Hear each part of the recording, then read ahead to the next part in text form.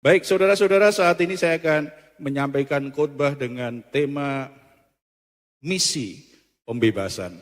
Ini masih dalam suasana kenaikan Yesus Kristus. Setiap kita memperingati kenaikan Yesus Kristus, yang kita ingat pasti dua hal. Yang pertama, Yesus kembali ke surga, menyiapkan rumah bagi kita semua. Amin. Itu sukacita. Tetapi Dia juga menyampaikan pesan kepada murid-muridnya yang dikenal dengan amanat agung. Jadikanlah segala bangsa muridku. Pergilah beritakan Injil, baptislah dan ajarlah. Jadi kita menjadi bagian, murid-murid Yesus itu menjadi bagian dari pekerjaan misi kerajaan Allah yang begitu besar. Setelah Yesus selesai menyelesaikan misi utamanya datang ke dunia yang pertama kali, yaitu menebus dosa manusia. Kemudian karya penebusan sudah selesai, dia kembali ke surga. Siapa yang memberitakan karya yang sudah selesai itu? Murid-murid Yesus Kristus memberitakan. Makanya saya tidak kasih judul misi penyelamatan, sebab misi penyelamatan hanya bisa dilakukan oleh Yesus Kristus. Kita hanya menjadi anggota tim untuk menyebarluaskan misi Kristus yang sudah selesai itu. Supaya orang-orang yang terbelenggu dengan dosa, orang-orang yang terikat dengan kebiasaan-kebiasaan buruk, orang-orang yang terpenjara dengan masa lalunya, orang-orang yang hidupnya kacau balau, hancur, itu akhirnya boleh mengalami kebebasan dalam Kristus. Karena kita percaya penebusan Kristus sudah selesai bagi kita semua. Amin. Saudara-saudara, ada satu kisah yang akan kita lihat di Markus pasal yang keempat, ayat 35 sampai 41, kemudian kita lanjutkan di Markus 5 sampai 20. Ada 3 prinsip penting misi pembebasan yang disampaikan Tuhan kepada kita dan kita menjadi bagian dari gerakan Tuhan itu di tengah dunia. Kalau kita menjadi bagian dari situ, kita akan mengalami dinamikanya pekerjaan Roh Kudus yang luar biasa. Karena ketika kita bergerak seperti atau mengikuti gerakan Tuhan kita, di situ pasti ada banyak mujizat. Di situ ada banyak keajaiban. Perkara-perkara yang sebenarnya secara natural tidak mungkin bisa kita lakukan. Yang pertama, kita baca dulu ayat 35. Pasal 4 ayat 35. Kita baca sama-sama. 2, 3. Pada hari itu, waktu hari sudah petang, Yesus berkata kepada mereka, marilah kita bertolak ke seberang. 36. Mereka meninggalkan orang banyak itu lalu bertolak dan membawa Yesus beserta dengan mereka dalam perahu di mana Yesus telah duduk dan perahu-perahu lain juga menyertainya. Prinsip pertama dari misi pembebasan itu apa? Yesus yang berinisiatif dan memimpin misi itu. Yesus yang berinisiatif dan memimpin perjalanan itu. Bukan murid-murid yang berinisiatif, bukan murid-murid yang memimpin. Tetapi Yesus berkata, marilah kita bertolak ke seberang. Yesus kemudian naik perahu, murid-murid mengikutinya, menyertainya. Ini prinsip hidup yang sangat penting dalam kehidupan orang Kristen. Hal pertama dari bagian ini kita disuruh oleh Tuhan, ayo kamu harus berani keluar dari zona nyamanmu. Saat itu pelayanan Yesus itu luar biasa. Ada banyak orang yang datang menghadiri pelayanan mereka. Tetapi Tuhan kemudian berkata, kita akan bertolak ke seberang. Berarti jangan terjebak dengan zona nyaman. Ketika kamu pelayanan, kelihatannya oke banget, yang datang banyak sekali. Kita keasikan di situ. Ketika kita melakukan pekerjaan kita, kelihatannya semua berjalan dengan baik. Semua sudah ada hasilnya. Kelihatannya sudah berhasil. Lalu kita berpikir hidup kita, seumur hidup kita hanya di situ. Kita lupa Tuhan panggil kita dengan sebuah misi yang besar. Untuk terus bergerak menggenapi rencana Tuhan. Tuhan ingin pakai kita menjadi bagian dari rencana yang besar itu.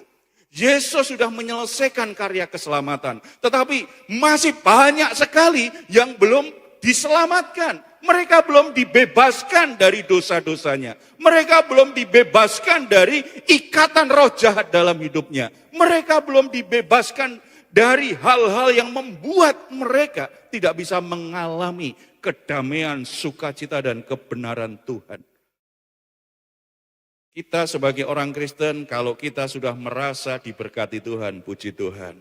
Rumah tangga berjalan baik, puji Tuhan. Kalau pekerjaan jalan baik, puji Tuhan. Lalu kita berpikir, hidup kita seumur hidup hanya itu terus. Kita menganggap kenikmatan, keberhasilan menjadi sebuah tujuan hidup kita. Kalau sudah sampai di situ, jangan bergerak kemana-mana. Saudara, kalau belajar firman Tuhan, saudara tahu, kenikmatan hidup, keberhasilan, itu bukan tujuan hidup. Bukan. Apa artinya kita punya semuanya, bisa menikmati semuanya, tetapi hidup kita tidak bernilai kekekalan.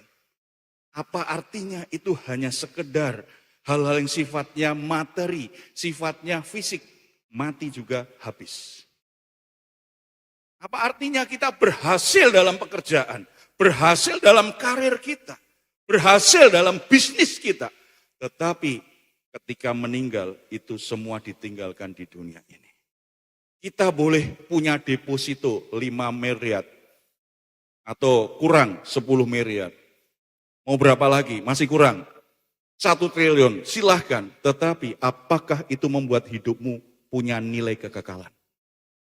Karena seberapapun yang kita punya, apapun yang kita miliki, kalau itu menjadikan itu zona nyaman kita, kita merasa kita cukup, itu saja yang saya nikmati, itu saja yang saya kelola. Kita berpikir itu cukup, hanya itu saja, kita kehilangan nilai. Apapun yang kita miliki kan akhirnya kita tinggal juga. Siapa yang meninggal, semua emas permatanya dimasukkan peti. Siapa yang meninggal, depositonya, buku depositonya dimasukkan peti juga. Tabungannya dimasukkan peti. Uangnya dimasukkan peti.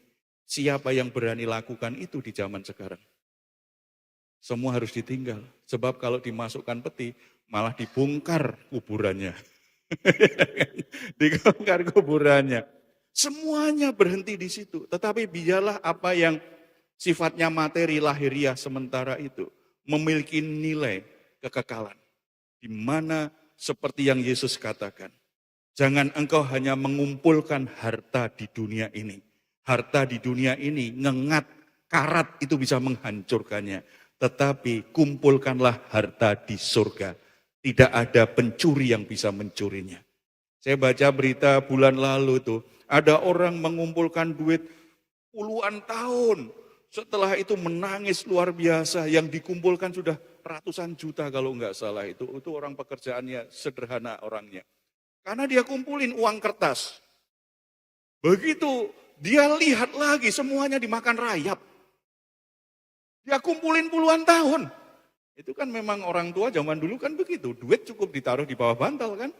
Tetapi hati-hati opa oma taruh bantal cucumu lihat hilang. Ya. Saudara, Tuhan ingin kita jangan kejebak dengan zona nyaman kita. Ayo bertolak ke seberang. Ya, di sini memang banyak orang yang sudah kita layani. Di sini kita berhasil pelayanan. Di sini semua oke saja. Tetapi kita harus bergerak karena ada orang lain yang butuh pelayanan kita. Berarti ada sesuatu yang bisa kita kerjakan supaya ini tidak berhenti di sini. Keberhasilan pelayanan saat ini itu bukan tujuan kita. Bagaimana kita menyikapi keberhasilan dan kenikmatan pencapaian-pencapaian secara benar. Keluar dari zona nyaman. Harus berani keluar dari zona nyaman. Ada banyak orang menemukan potensi terbaiknya karena terpaksa harus keluar dari zona nyaman. Saudara-saudara mungkin yang sedang dalam pergumulan pekerjaan, usaha, dan kelihatannya sulit untuk membangun kembali. Kenapa enggak berpikir, jangan-jangan ini waktunya Tuhan suruh saudara untuk keluar dari zona nyamanmu, dari kebiasaanmu. dari pikiranmu bahwa kamu sebenarnya bisa lakukan sesuatu yang gak biasa seperti yang selama ini saudara lakukan. Bisa ketemu potensi terbaik. Justru pada saat kita merasa nyaman, kita berani keluar. Atau dipaksa Tuhan untuk keluar dari zona nyaman itu baru temukan potensi terbaiknya. Tuhan ingin kita bisa mengenapi misi kerajaan Allah itu supaya tidak hanya berhenti di situ. Coba kalau udah berhenti di situ, berhenti berbuah nanti. Berhenti berbuah. Berhenti menghasilkan sesuatu yang besar. Prinsip yang kedua, Tuhan mengendalikan segala sesuatu dalam hidup kita. Kita baca ayat yang ke-37 sampai 39 dulu. Kita baca sama-sama. 2, 3. Lalu mengamuklah taufan yang sangat dahsyat dan ombak menyembur masuk ke dalam perahu. Sehingga perahu itu mulai penuh dengan air. Pada waktu itu Yesus sedang tidur di buritan di sebuah tilam. Maka murid-muridnya membangunkan dia dan berkata kepadanya, Guru, engkau tidak peduli kalau kita binasa? Ia pun bangun menghardik angin itu dan berkata kepada danau itu, diam, tenanglah. Lalu angin itu reda dan danau itu menjadi teduh sekali. Saudara lihat, ketika ikut Yesus dalam perjalanan, ternyata langsung ada angin badai, ada taufan yang begitu besar mengguncangkan perahu mereka. Perahu mereka hampir tenggelam. Ada banyak orang Kristen berpikir, kalau ikut Tuhan semuanya beres-beres saja. Makanya doanya kalau ada dia sulit membuat keputusan atau dia bergumul dengan ada masalah, doa orang Kristen saya sering dengar itu. Tuhan kalau ini kehendak-Mu, Tuhan buat semuanya lancar. Itu tidak cocok dengan ayat ini.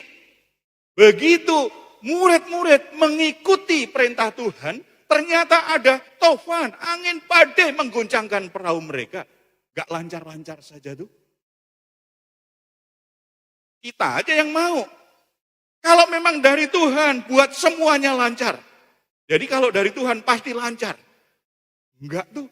Ada topan badai yang luar biasa menggoncangkan perahu mereka.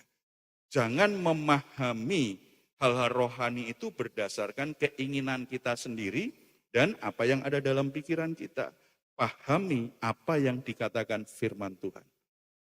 Ketika kita mengikuti Tuhan, mentaati Tuhan, bukan berarti itu perjalanan yang semuanya mulus-mulus saja. Semuanya baik-baik saja. Ada kalanya situasinya menyakitkan, situasinya buruk, kondisinya berat, harus kita jalani, harus kita tanggung.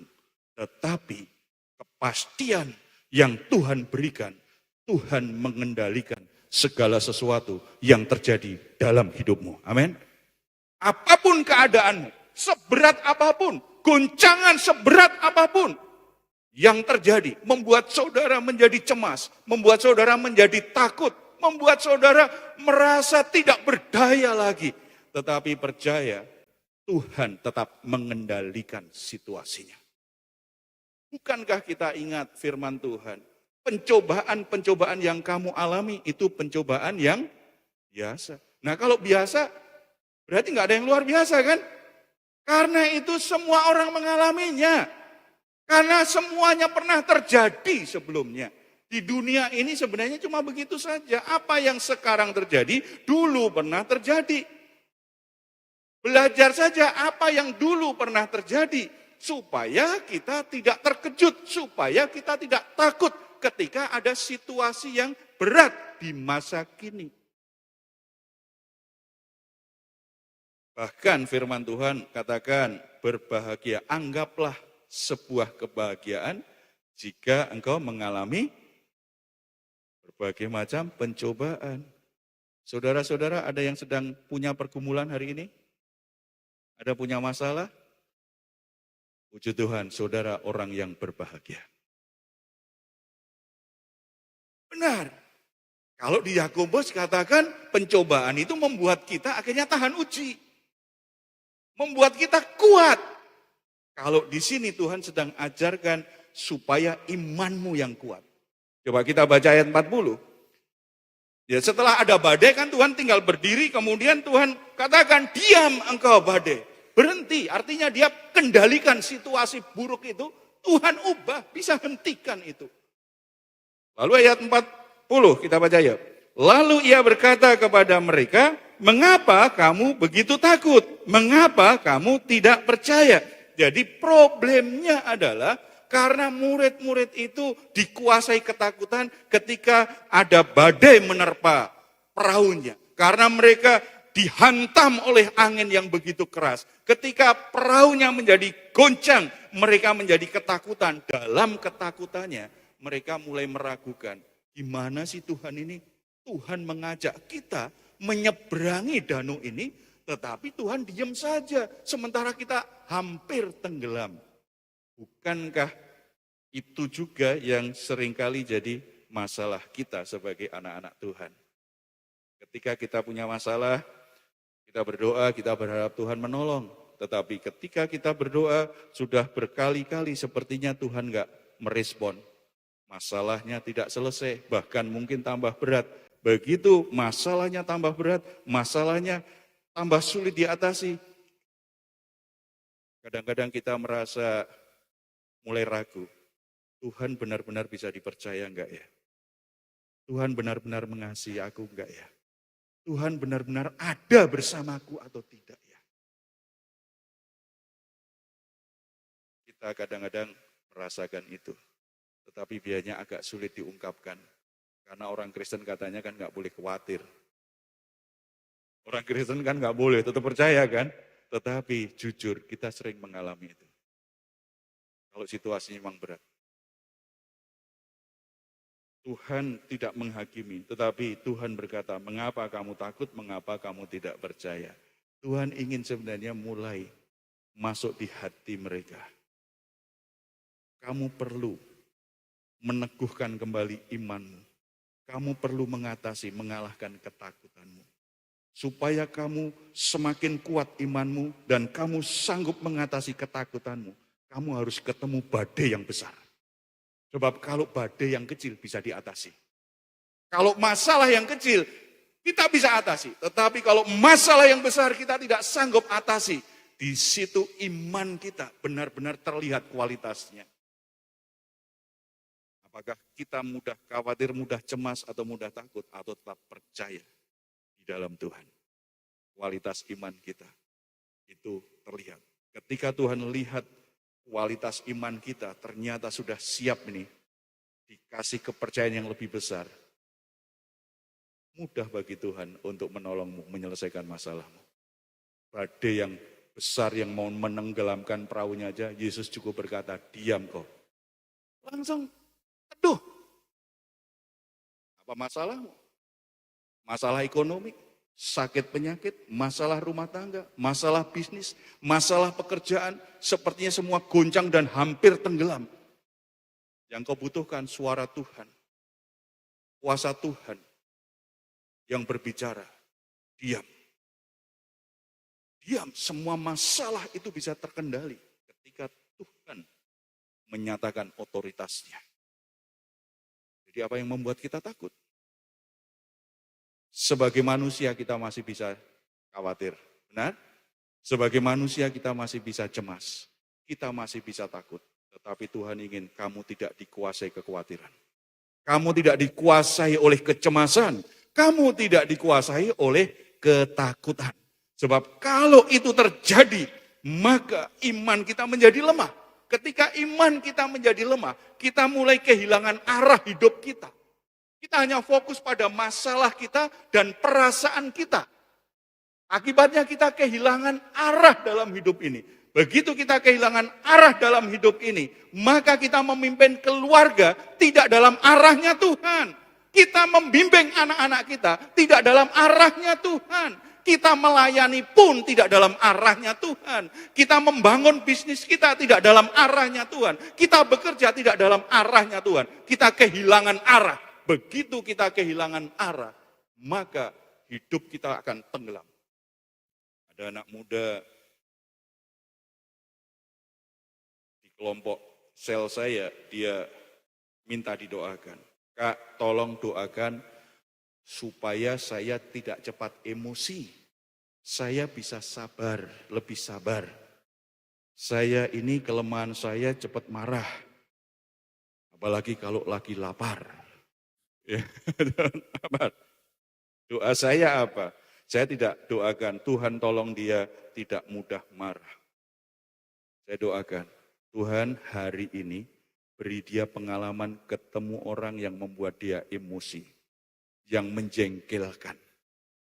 Tetapi Roh Kudus kuatkan hatinya, supaya dia belajar bagaimana menguasai diri. Jadi ketika saya berdoa, pertemukan dengan orang-orang yang menjengkelkan, dia protes. Kok doanya begitu? Bagaimana dia menjadi orang sabar kalau nggak ketemu orang yang menjengkelkan?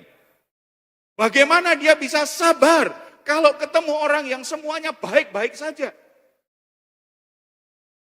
Ibu-ibu, emak-emak, kalau di kelompok sel biasanya doanya juga itu tuh kalau ditanya, Bu, doanya apa mau doakan? Doakan saja Pak supaya sabar dengan suami, sabar dengan anak, sebab tidak hanya anak-anak yang bandel, suami saya sekarang juga bandel. Selalu belajar sabar. Doanya apa? Justru itu latihan kesabaran. Latihan kesabaran. Jadi ibu-ibu jangan berkata karena ternyata suaminya buat jengkel terus. Ini kelihatannya pasangan yang gak cocok dengan saya ini. Lalu berdoa, Tuhan boleh tidak saya tukar tambah. Semakin gak boleh. Jadi kalau seorang wanita ketemu pria ini dalam pernikahan ternyata tidak seideal yang dimaksud. Itu sebenarnya sangat cocok. Loh bagaimana saya nggak cocok membuat saya jengkel? Supaya kamu semakin panjang sabar. Supaya kasihmu itu semakin meningkat, semakin bertumbuh. Kamu bisa menerima suamimu apa adanya. Tetapi saya yang berdarah-darah Pak, kan kamu yang menikah bukan saya. Ya, itu resiko sebuah pilihan, sebuah keputusan. Tetapi jangan langsung berpikir ini nggak cocok. Tidak. Anak manja yang begitu. Maunya yang cocok-cocok, yang enak-enak saja. Tidak. Apa yang membuat saya jadi sabar? Karena saya harus menghadapi orang yang menjengkelkan. Apa yang membuat saya bisa menguasai diri? Karena saya ketemu orang yang membuat saya emosian. Apa yang membuat saya akhirnya bisa tekun? Karena yang saya doakan tidak dijawab Tuhan dengan cepat. Prosesnya panjang. Ketika saya bertahan, iman saya jadi kuat di situ. Dan saya tidak takut lagi dengan masalah dan situasi apapun. Karena saya percaya Tuhan mengendalikan situasi. Maka karakter saya berubah, iman saya bertambah kuat. Jadi ibu-ibu berhenti ya, berdoa, mau apa tadi? Tukar tambah ya. Tuhan bisa kendalikan situasi apapun. Bagi yang melayani juga begitu. Tidak semua ideal kondisi pelayanan itu. Seperti murid-murid melakukan perjalanan misi dengan Tuhan saja, ternyata langsung hadapi masalah yang begitu berat, yang mereka tidak sanggup atasi. Kalau mau tempat yang tidak ada masalahnya, saya tahu tempatnya di mana. Saudara pengen tahu nggak? Ya? Tempatnya di surga. Kalau saudara pengen nggak ketemu masalah, tempatnya di surga. Kalau tempatnya neraka, masalah terus. Tempatnya di surga.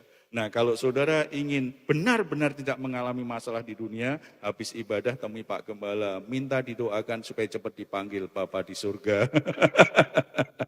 Enggak kan, kita masih ingin nikmati hidup di dunia ini. Dunia ini dunia yang sudah rusak. Ditempati orang-orang yang berdosa. Lalu kita berharap semuanya lancar-lancar, baik-baik saja. Kan enggak bisa itu. Ya kan? Orang Jogja bilang itu namanya Joko Sembung, naik ojek. Tidak nyambung, Jack. Karena kita tinggal di tempat yang rusak, di tempat yang diisi orang-orang yang berdosa, yang tidak sempurna, yang bermasalah. Enggak mungkin kita akan ketemu dengan orang yang ideal. Enggak akan ketemu. Pasti ada sisi-sisi tertentu bisa buat kecewa, menjengkelkan kita, bisa sakit hati kita. Itulah dunia. Di situ tempat Tuhan memproses kita supaya pemulihan diri kita sebagai gambar dan rupa Allah itu bisa diproses oleh Roh Kudus. Jadi bersyukur untuk orang-orang menjengkelkan yang ada di sekitarmu. Doakan supaya mereka berubah, tetapi juga doakan supaya kita bisa menyambut mereka dengan cara yang benar seperti Tuhan menyambutnya. Ya, amin. Kalau yang begini aminnya dikit biasanya. Berat. Dan yang ketiga, yang terakhir nih. Setelah menyeberang, biasanya kan kalau apalagi ini perjalanan pelayanan nih, pengennya kan disambutlah sama panitia. Ya, saya pelayanan di Medan, begitu turun dari pesawat, keluar sudah ada yang panitia yang menyambut. Ada pasangan suami istri. Habis itu, Pak, kita makan dulu ya. Enggak langsung ke hotel, enggak, makan dulu saja. Sudah ada tempat makan, ternyata sudah di-booking, makan. Ya kalau hamba Tuhan begitu diundang begitu, pasti tempatnya yang enak-enak itu. Itu sebenarnya sebuah, kadang-kadang secara enggak sadar orang-orang panitia mengundang hamba-hamba Tuhan itu sekaligus pesta perpisahan.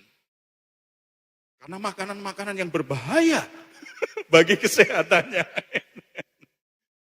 Habis itu baru diantar di hotel. Pak, nanti acaranya jam 8. Bapak jam 6 dijemput teman saya, makan dulu ya Pak. Makan, jadi kalau pelayanan di Medan itu jadwal makannya lebih banyak daripada pelayanannya. Karena itu mereka soal itu waduh perhatian banget ya. Ini mungkin orang senang, terkesan, kadang-kadang disambut dengan sangat baik. Tetapi tim misinya Yesus Kristus apa? Coba kita baca ayat 1 dan 2 itu. Siapa yang menyambut mereka? Kita baca sama-sama ya. 2, 3. Lalu sampailah mereka di seberang danau di daerah orang Gerasa. Baru saja Yesus turun dari perahu, datanglah seorang yang kerasukan roh jahat dari pekuburan menemui dia. Yang menyambut orang gila. Yang menyambut orang kerasukan. Saya baca ini diingatkan Tuhan. Makanya kalau kamu pelayanan jangan berharap kamu disambut sepertinya kamu raja, sepertinya kamu orang penting. Ada kalanya ketika kita berangkat pelayanan, ketika kita melayani Tuhan, ketika kita bekerja, yang menyambut kita orang gila, setidaknya setengah gila. Kalau toh nggak kerasukan setan, kadang-kadang memang orang yang kesetanan yang menyambut kita. Dalam pelayanan itu ada banyak orang yang kita temui. Tidak semuanya orang baik. Dalam arti baik dengan kita, sikapnya baik. Ada orang-orang tadi yang menjengkelkan, yang menyakitkan, yang tidak tahu diri, yang kadang-kadang mempermalukan kita, melawan kita, yang membuat kita sakit hati, yang membuat kita marah. Orang-orang yang sangat tidak ideal Tuhan pertemukan. Dalam mengenapi misi Tuhan, ternyata kita akan ketemu orang-orang itu. Salah satu cara Tuhan ingin merubah karakter kita, supaya karakter kita menjadi serupa dengan Kristus lewat relasi. Makanya saya tadi katakan, kalau seorang istri, suaminya menjengkelkan, jangan berkata itu tidak cocok. Itu sangat cocok, berarti Tuhan sedang merubah karaktermu supaya bisa lebih sabar. Gak enak, ya gak enak. Tapi namanya menikah kan resiko ditanggung sendiri. Ya kan? Jalani saja, kalau percaya akan hal ini bisa dilewati. Bisa dilewati pasti. Ya. Tidak ideal. Orang-orang yang kita temui tidak ideal. Tadi sebelumnya situasi dan kondisinya tidak ideal. Padahal berjalan bersama Tuhan. Padahal melakukan sesuatu yang Tuhan perintahkan. Kadang-kadang tidak seperti yang kita harapkan. Itu bisa terjadi. Jangan pernah menyesali lagi Bapak Ibu. Kalau saudara akhirnya komitmen dengan Tuhan, punya masalah, menghadapi masalah. Jangan berpikir, saya kelihatannya salah keputusan ini. Tidak. Jangan-jangan itu justru keputusan yang tepat. Saya dinasehati oleh senior saya, Heru, kalau kamu pelayanan, semuanya berjalan lancar-lancar saja. Jangan-jangan kamu sedang menyimpang dari panggilan Tuhan. Tetapi kalau kamu ambil keputusan melayani sesuatu, ada kendala, ada masalah yang kamu temui, Bisa jadi itu justru tanda, itu jalan benar yang Tuhan tunjukkan. Kamu harus itu hadapi. Kamu akan belajar banyak tentang Tuhan, tentang bagaimana Tuhan bekerja melalui hidupmu, tentang bagaimana Tuhan menolong dan membelamu. Dan nasihat itu saya ingat betul. Makanya saya tidak perlu jadi orang yang mencari masalah. Tetapi ketika masalah datang, saya tidak perlu lari dari masalah. Saya tidak perlu takut dengan masalah. Saya tidak perlu menghindar dari masalah. Saya harus hadapi karena saya tahu saya berjalan dengan Tuhan. Kalau Tuhan mau tinggal berkata diam, semuanya selesai. Jadi saya tidak mau dikuasai ketakutan. Tidak perlu lari. Banyak kesempatan dan pengalaman. Saya betul yang dikatakan senior saya memang betul, banyak betulnya dalam perjalanan hidup saya. Memang betul begitu.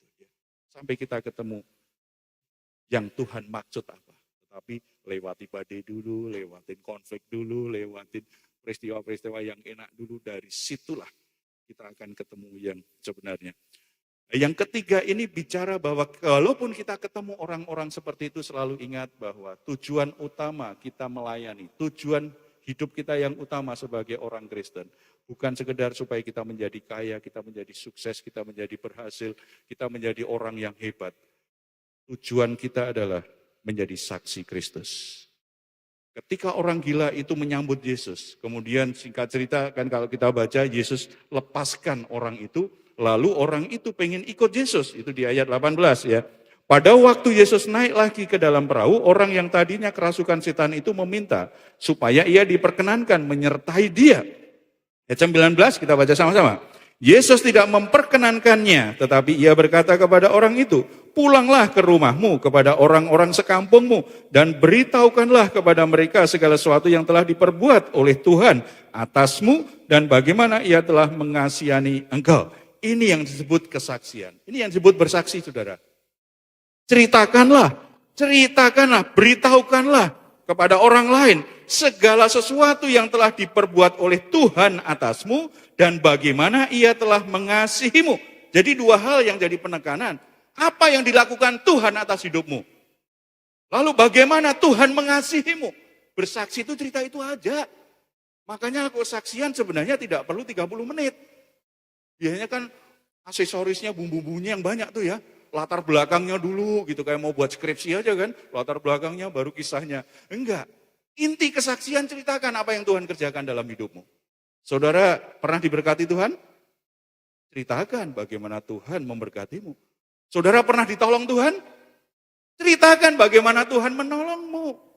Saudara pernah dicampakkan orang lain, sepertinya tidak ada yang mengasihi. Kemudian saudara mulai mengerti bahwa Tuhan, apapun keadaanmu, walaupun orang tuaku membuangku, walaupun sahabatku meninggalkan aku, mencampakkan aku, kekasihku mencampakkan aku, tapi ternyata Tuhan tetap mengasihiku dan menjadikan aku orang yang berharga, yang istimewa. Pernah mengalami situasi seperti itu? Ceritakan kepada Tuhan, kepada orang lain. Itu namanya bersaksi. Gampang ya? Lakukan. Karena di luar sana ada banyak orang yang terikat dengan dosa. Ada banyak orang yang terikat dengan kuasa kegelapan. Di luar sana ada banyak orang yang terbelenggu dengan hal-hal yang buruk. Hal-hal yang membuat hidup mereka rusak, hancur. Membuat hidup mereka tidak mengerti arti hidupnya, tujuan hidupnya. Membutuhkan kabar tentang karya Yesus yang membebaskan, bahkan menyelamatkan. Siapa yang diutus oleh Tuhan Yesus untuk memberitakan kabar baik, bukan malaikat, tetapi murid-muridnya. Bukankah ini kehormatan, kemuliaan luar biasa? Tuhan tidak menyuruh malaikat, tetapi menyuruh murid-murid untuk beritakan Injil. Ini keistimewaan. Mulailah dengan bersaksi. Pulang dari sini, bersaksi kepada orang lain. Tidak usah mengutip ayat kan kalau cerita begitu kan? Bersaksi. Sampai ada waktunya cerita lebih lanjut tentang iman kita. Kita datang kepada Tuhan. Haleluya.